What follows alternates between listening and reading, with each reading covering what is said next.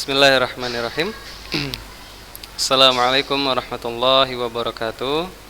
Alhamdulillahirabbil alamin, hamdan katsiran thayyiban mubarakan fihi kama yuhibbu rabbuna wa yarda. Asyhadu an la ilaha illallah wa asyhadu anna Muhammadan abduhu wa rasuluh.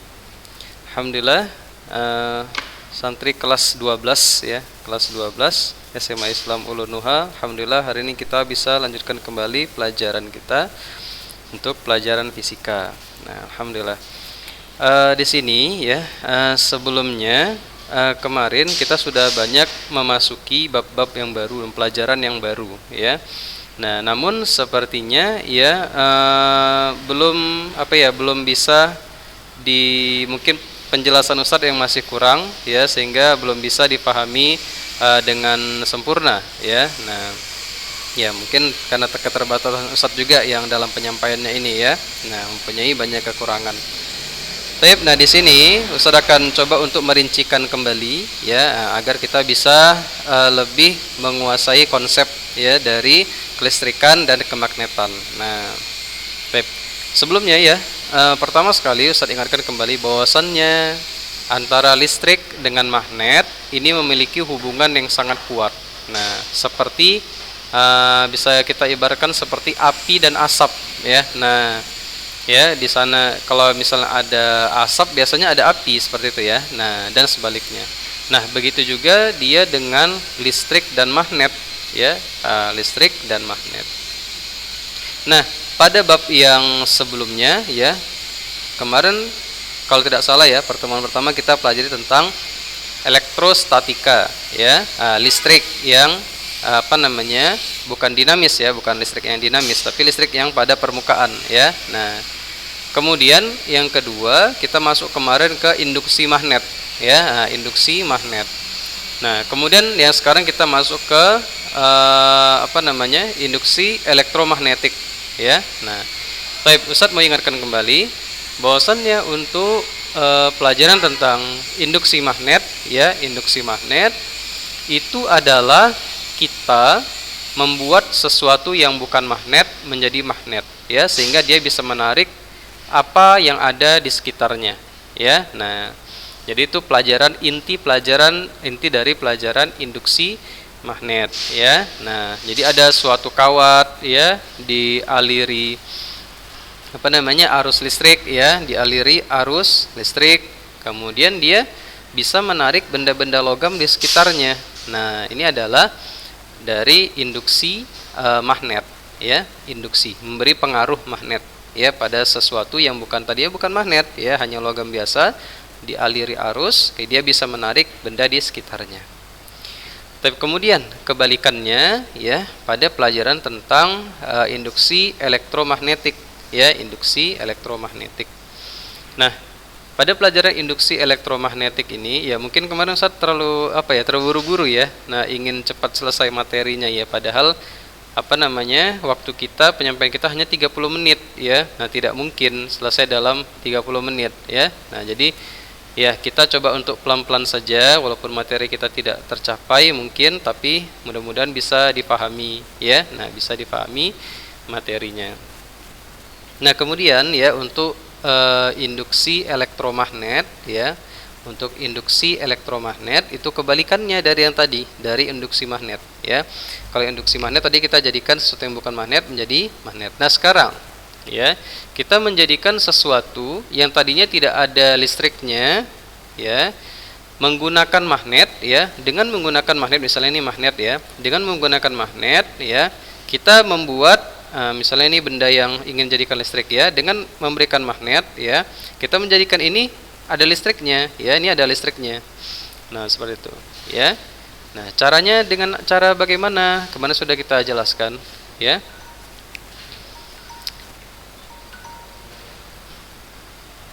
Afan ya. Nah, kemana sudah kita jelaskan bahwasannya ya, untuk menjadikannya ada listriknya, maka kita mengubah flux ya, mengubah flux magnet. Yaitu dengan cara apa? Dengan cara mendekatkan dan menjauhkan. Nah, seperti ini ya. Nah, flux magnet ya.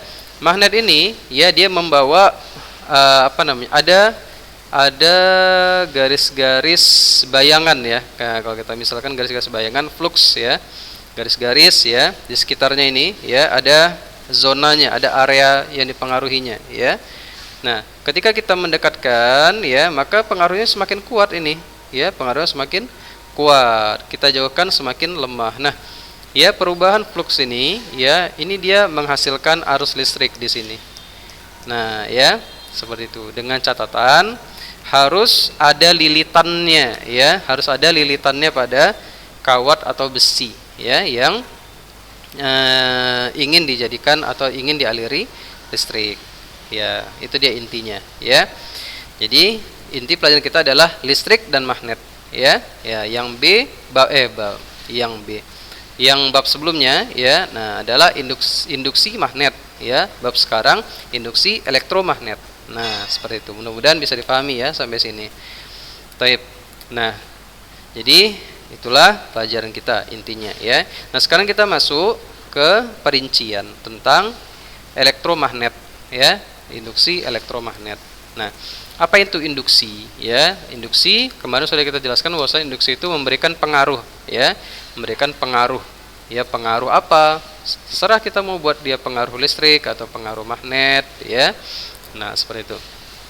Nah, kemudian ya, di sini kita kemarin sudah membahas tentang gaya gerak listrik ya, atau GGL ya, gaya gerak listrik. Nah, di sini ya, gaya gerak listrik kemarin sudah kita jelaskan bahwasannya dia muncul karena adanya induksi ya, karena adanya induksi elektromagnet. Nah, ya, artinya secara bahasa, secara sederhananya ya, misalkan ini tadi ya, yang mau dijadikan listrik ya. Nah, ini mau jadikan listrik ya. Nah, ini tadinya tidak ada listriknya ya, karena dia diberikan magnet terus menerus ya, maka di sini muncul listrik ya, muncul listrik yang disebut dengan gaya gerak listrik. Nah, ya, disebut dengan gaya gerak listrik seperti itu. Bisa dipahami ya. Nah, bisa dipahami. Nah, ini juga biasa disimbolkan atau dituliskan untuk khususnya untuk sumber tegangan ya. Contoh misalnya baterai ya, dan lain sebagainya. Ya, itu biasanya tidak lebih sering dituliskan dengan simbol GGL ya, gaya gerak listrik. Nah, kenapa? Karena dia menghasilkan listrik, istilahnya apa ya? Dia menghasilkan listrik tersendiri seperti itu ya, bisa kita umpamakan ya. Nah, makanya dia sering disimbolkan dengan GGL. Terus dengan GGL misalnya kita memiliki baterai 9 volt. Maka kalau misalnya kita gambarkan misalnya pada suatu suatu rangkaian listrik. Nah, kita tulis di sini misalnya ini baterainya, kita tulis GGL atau lambangnya ya, epsilon ya. Nah, kemudian tuliskan berapa dia nilai GGL-nya. Baik, sampai sini bisa dipahami ya, apa itu GGL, apa itu induksi ya. Baik, nah sekarang kita masuk ke rumus-rumus ya yang akan kita bahas di induksi elektromagnet. Nah, jadi Ustadz mau ulang lagi ya, tapi tidak seperti kemarin ya. Seperti kemarin sudah secara umum, tapi ini secara rinci ya, lebih rinci. Baik. Nah, ya. Nah, di sini bisa diikuti di bukunya ya, buku kita di halaman ini ya, halaman 106 ya. Kelihatan ya, halaman 106 ya, ini ya. Halaman ini dia halaman 106 ya. Baik. Nah, di halaman 106 ya, di situ dijelaskan semua rumus-rumus. Tapi di sini Ustadz mau kasih gambaran ya, gambaran tentang secara umum dari bab ini ya, dari bab ini induksi elektromagnetik. Sekarang kita coba tuliskan ya. Sini kelihatan, sini masih kelihatan ya. Nah, saya tuliskan induksi elektromagnetik. Induksi elektromagnet.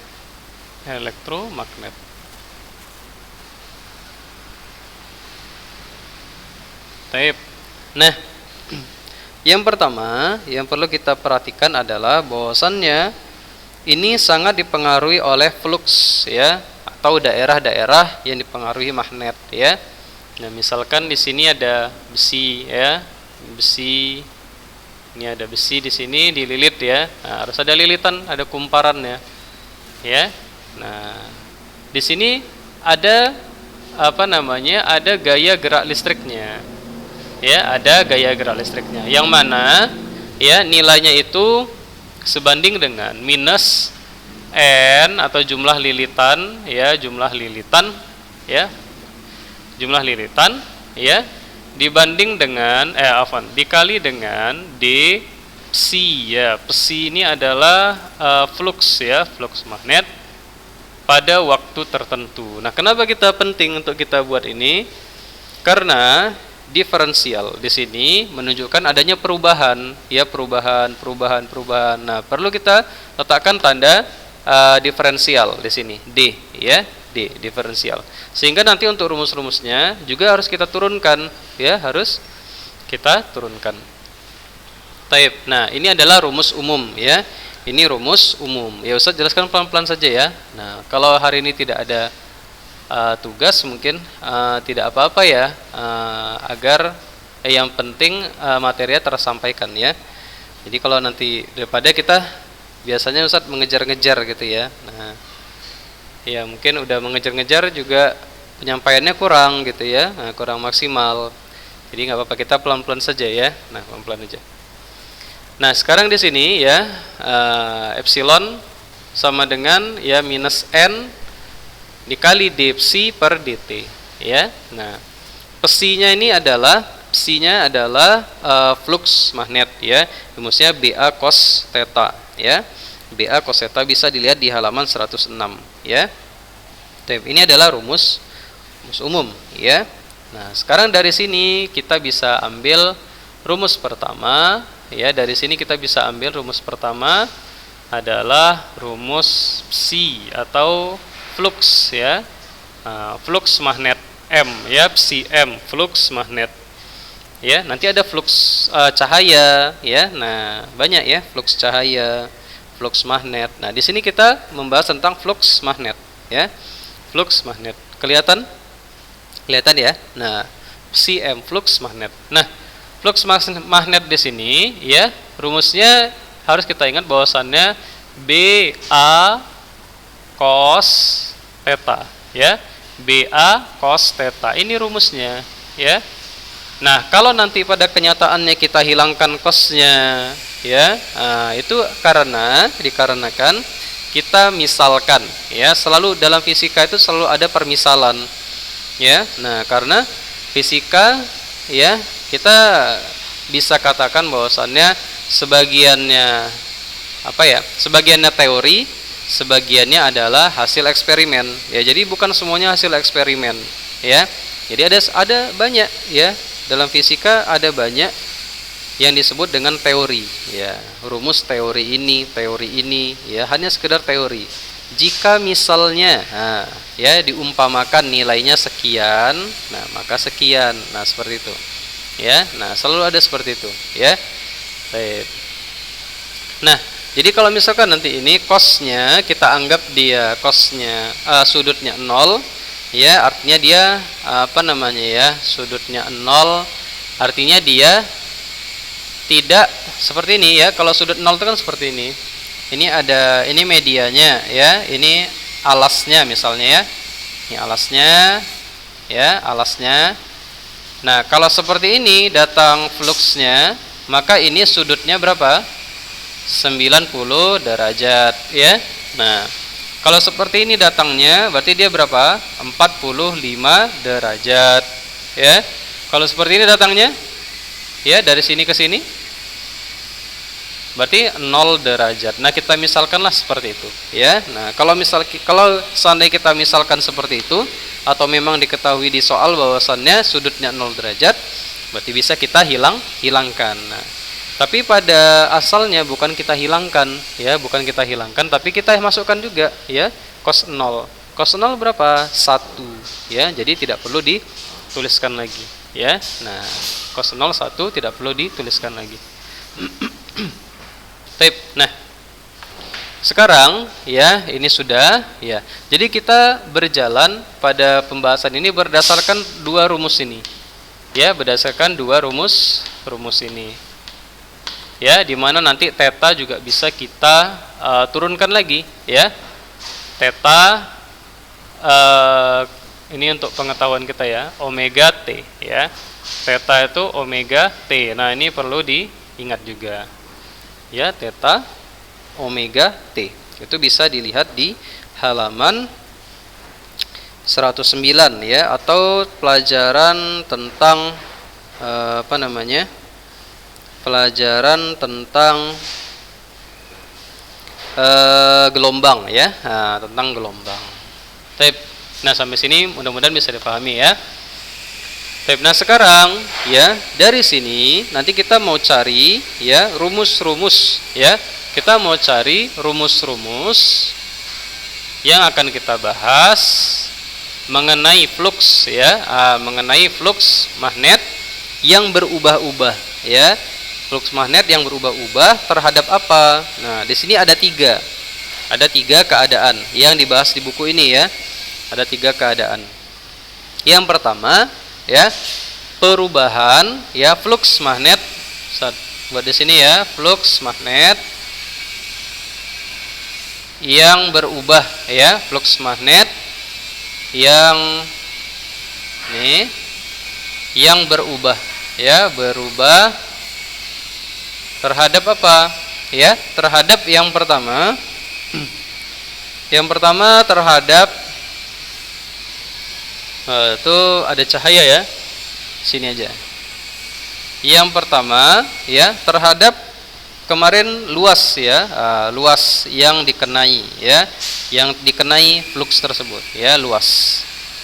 Yang kedua terhadap apa? Terhadap sudut. Nah, terhadap sudut ya, terhadap sudut. Yang ketiga ya, yang ketiga terhadap lilitan ya. Tiga terhadap lilitan. Nah, ya ini nanti ada pembahasan khusus tentang lilitan ya. Nah, kemarin kita sudah membahas yang dua ini ya, kita sudah membahas yang dua ini. Nah, kita sudah bahas yang dua ini. Baik. Nah, kita sudah membahas yang dua, luas dan sudut. Nah, sekarang kita mau jelaskan ya. Nah, di sini kita mau rincikan. Mau kita rincikan. Tapi sebelumnya Ustadz ambil gambar dulu ya. Nah, baik. Jadi di sini Ustadz kasih kunci ya, kasih kuncinya nanti untuk bisa memahami sesuatu yang luas. Di dalam ini ya, maksudnya di dalam pelajaran ini ya. Baik. Nah, sekarang ya. Sekarang kita hapus ya. Nah, yang ini aja kita hapus. Baik. Nah, sekarang dari sini kita turunkan untuk rumus-rumus yang tadi. Yang pertama adalah tentang ya perubahan ya, flux berubah ya. Flux berubah. Karena kita kan menggerak-gerakkan ini ya, menggerak-gerakkan magnet ya, maka kita harus perhatikan perubahannya terhadap apa ya. Nah, flux berubah terhadap yang pertama luas ya, terhadap luas. Contoh misalnya ya, kita misalkan ini magnetnya seperti ini. Nah, maka ini banyak fluxnya di sini ya. Nah, ini flux magnet. Kita garis-garis magnet ya yang dipengaruhi. Baik, nah kita misalkan ya, ini adalah adalah besinya ya, besinya. Baik, logikanya ya, kalau misalkan seandainya kita ya, ini misalnya garis-garisnya ya, kalau seandainya magnet ini kita dekatkan ya, ini misalnya di sini ya, kalau posisi seperti ini mungkin yang kena ini aja ya, ini saja yang kena. Set, kena lagi ya, kena lagi sedikit ya. Nah, baik. Nah, Sedangkan apabila kita dekatkan, ya maka luas dari apa yang terkena flux magnet ini jauh lebih besar. Nah, ya sekarang kita mau bahas tentang hal tersebut, ya, tentang hal tersebut. Nah, kita mau turunkan dari sini, ya, karena intinya kita mau cari GGL, ya. GGL ini berarti kurang tepat, ya. Namanya GGL flux. GGL dari, ya, GGL dari, ya, flux berubah, flux yang berubah luasnya, ya. Nah, flux yang berubah luas. Kita ambil dari sini rumusnya, ya. Ambil dari sini, berarti pakai spidol merah, ya. Epsilon sama dengan, ya, minus N, ya, dikali D psi, ya, per dt. Ya, psi-nya apa? Ini, ya, BA cos T. Nah, kita nggak usah tuliskan dulu D-nya. Ya, kita nggak usah tuliskan dulu D-nya. Baik. Coba kita tuliskan dulu, ya, B A cos, ya, theta, ya. Nah, per T, ya, ada T-nya. Nah, di sini baru kita pikirkan di mana mau kita letakkan D-nya, ya. Nah, di mana mau kita letakkan D-nya? Nah, diferensial itu menunjukkan perubahan, ya. Nah, baik, kita, ya, dalam membuat satu rumus, ya, kita bisa misalkan. Nah, ini dia, ya, bisa kita misalkan sehingga rumus itu menjadi lebih mudah. Nah, dengan catatan, ya, dengan catatan. Jadi kalau kita misalkan cosnya, tetanya 0, berarti bisa kita hilangkan atau tidak? Bisa, ya. Nah, bisa kita hilangkan sehingga rumusnya menjadi lebih sederhana. Dengan catatan, tetap kita ingat bahwasannya rumus asalnya adalah ini, ya. Nah, sehingga apabila ada perubahan sudut kita munculkan lagi, ya, kita munculkan lagi. Baik. Nah, di mana letak D-nya? Kita lihat terhadap apa dia berubahnya? Terhadap luas, ya. Berarti letakkanlah dia di untuk A, ya, letakkanlah untuk A karena yang berubah adalah A-nya. Di sini, tet, ya. Nah, B dA per dt, ya, cos theta, ya. Nah, tetanya ikut enggak? Ya, cos tetanya tidak ikut dari A, ya. Nah, sudah. Nah, ini kita hilangkan, kita anggap dia 0, ya, kita anggap dia 0, berarti boleh kita hilangkan, boleh. Dengan catatan kita ingat bahwasan ini adalah rumus awal, ya. Nah, inilah dia jadinya rumus kita, ya. Inilah rumus yang baru. Masih ada waktunya? Masih ada, ya. Nah, ini adalah rumus yang baru. Bisa difahami, ya? B dA per dt. Nah, sekarang kita turunkan A-nya, ini kita turunkan, ya. Nah, sudah belajar turunan, ya, tentang diferensial. Nah, kalau misalkan ini kita review kembali, kita ingatkan kembali, ya. Kalau misalkan 2x kuadrat per apa namanya? Per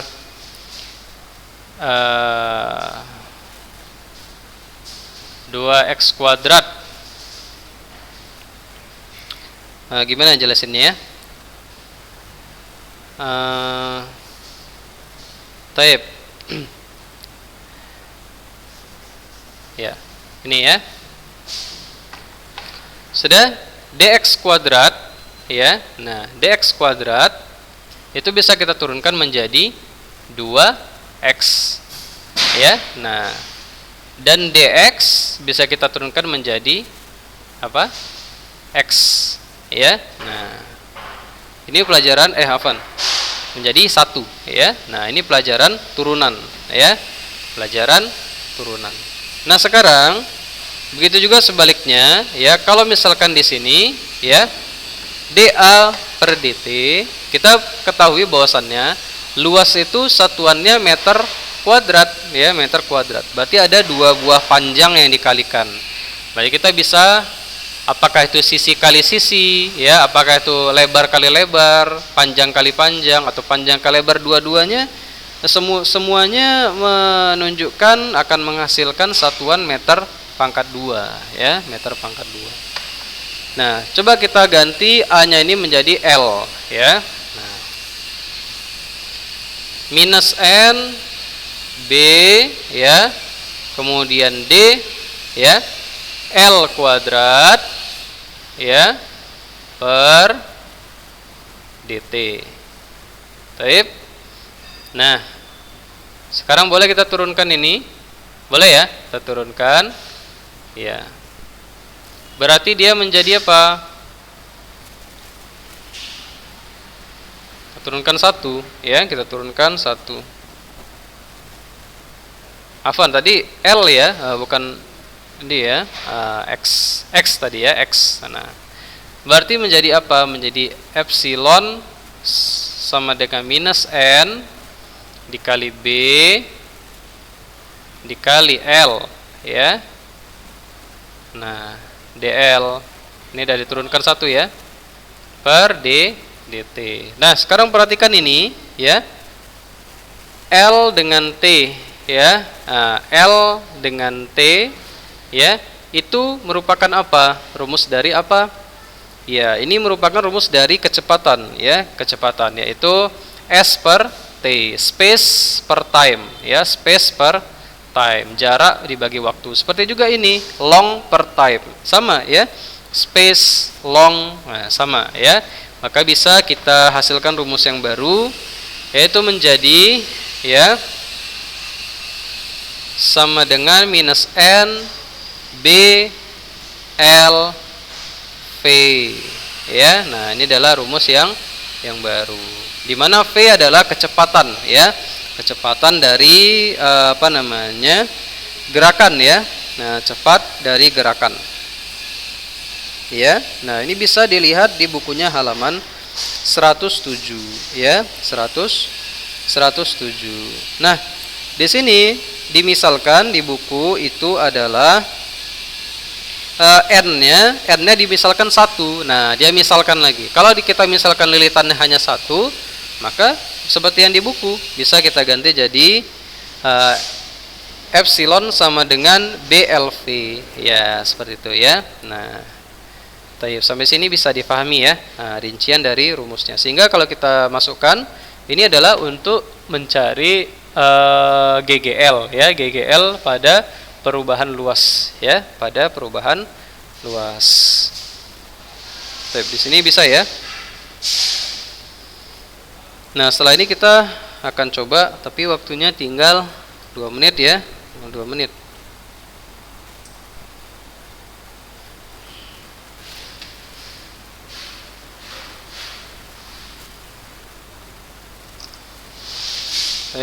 Nah, sekarang kita mau coba jelaskan untuk flux magnet, ya, untuk flux magnet GGL untuk perubahan sudut, ya, untuk perubahan sudut. Saya coba hapus ya, saya coba hapus. Nah, sini aja, ya, GGL untuk perubahan sudut, ya, perubahan sudut.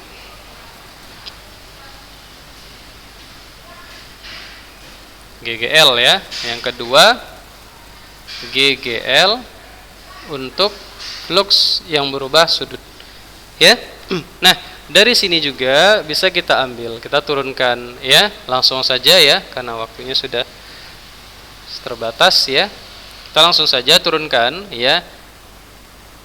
E atau epsilon ya sama dengan minus N D psi ya. D psi, langsung aja psinya masukkan ini. D BA cos theta. Ya, sekarang langsung aja kita letakkan D-nya, letakkan di mana? Di sudut ya, berarti D cos theta. Masukkan ya. BA ya, D cos theta per waktu. Ya. Nah, baik, ini adalah rumusnya. Nah, sekarang kita bisa turunkan ya, kita turunkan dari sini ya. Kita bisa turunkan. Nah, kita ketahui bahwasannya ya theta itu sama dengan omega T ya. Berarti kita boleh kita ganti lagi ya. Menjadi apa? Menjadi atas ya, sini sama dengan minus N B A ya D cos ya omega T ya, omega T per dt ya. Nah, lihat ya. Coba kita lihat ya. Nah, kita lihat di sini, kita turunkan cos ya. Cos kalau diturunkan jadi apa? Cos kalau diturunkan menjadi ya, cos diturunkan menjadi minus sin ya. Nah, minus sin. Urutannya seperti ini. Saya tulis di mana ya? Nah, di sini ya. Urutannya seperti ini. Sin turunkan menjadi cos. Cos turunkan menjadi minus sin. Minus sin turunkan jadi minus cos. Min cos turunkan jadi sin. Nah, seperti itu. Terus ya. Sudah? Nah, maka cos ya diturunkan menjadi minus sin. Nah, kita turunkan ya. Dan apa tadi? W omega ya, omega ya. Omega. Baik, nah omega. Omega kita turunkan ya, maka dia kita keluarkan ya. Karena kalau cos pasti ada sudutnya ya, pasti ada sudutnya ya. Cos pasti ada sudutnya. Nah, ya. Cos pasti ada sudutnya. Nah, sudutnya juga kita ikut turunkan ya. Nah, berarti turunan dari ini ya, turunan dari sin gimana ya biar gampangnya, sin theta berarti theta cos theta ya. Nah, kalau di sini berarti kita turunkan, berarti menjadi minus n dikali b dikali a dikali minus ya, minus omega ya. Kemudian apa namanya? Sin ya. Nah, kenapa sinnya positif? Kan dari di sini. Negatifnya ada di sini. Nah, ya. Sin omega T ya, omega T per dt ya, per dt. Nah, itu bisa dilihat pada bukunya halaman 109 ya. Nah, 109. Afwan, sudah diturunkan ya. Nah, sudah diturunkan. Baik, sudah diturunkan ya. Nah, ini dia. Ya. Kelihatan? Kelihatan? Enggak kelihatan ya. Waktunya sudah habis sepertinya. Enggak apa-apa.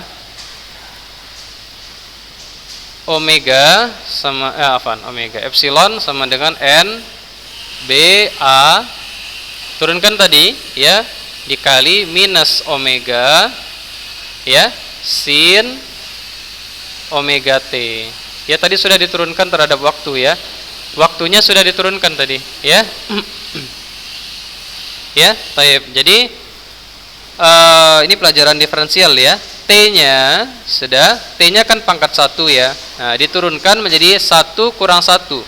Berarti T pangkat 0. T pangkat 0 1, makanya hilang ya, tidak ada lagi T-nya ya, tinggal omega saja ya. Nah, maka inilah dia rumusannya yang baru, minus kali minus positif ya, berarti N B A ya omega sin omega T. Nah, inilah dia rumus untuk perubahan sudut ya, atau kalau mau disederhanakan boleh ya menjadi NBA omega ya, NBA omega. Nah, dengan catatan, nah ya, ini saya tandain dulu ya.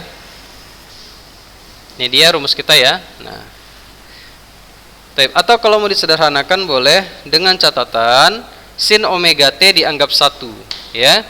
Nah, itu adalah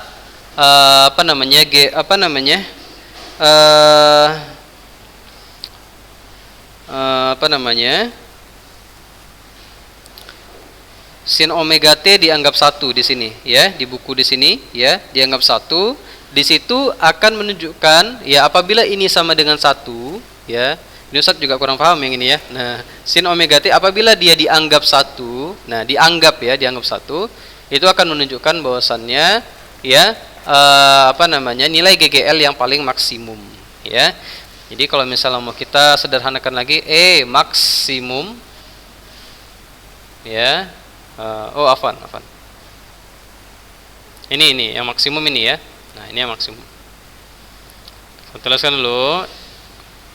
Epsilon maksimum N B A omega. Nah, ini untuk GGL maksimum yang bisa didapatkan dari sini ya, dari perubahan sudut yang kita berikan ya. Maka kalau misalnya mau kita sederhanakan boleh, untuk rumus perubahan sudut bisa kita tuliskan sini ya. Bisa kita tuliskan menjadi epsilon sama dengan max dikali ya sin omega t. Nah, ya ini adalah yang bisa kita pelajari untuk hari ini ya. Ada 2 poin. Ini adalah poin pentingnya ya. Nah, perincian dari rumusnya ya. Baik, mudah-mudahan bisa difahami ya. Nah, apa yang kita pelajari hari ini ya, mungkin ini saja yang bisa kita pelajari. Semoga bermanfaat dan bisa difahami. Mohon maaf atas segala kekurangan Ustadz dan segala keterbatasan ilmu Ustadz ya, hanya seperti ini ya. Mudah-mudahan antum semua bisa memahaminya ya. Syukron, jazakumullah khairan atas perhatiannya. Barakallahu fikum. Kita akhiri ya. Assalamualaikum warahmatullahi wabarakatuh.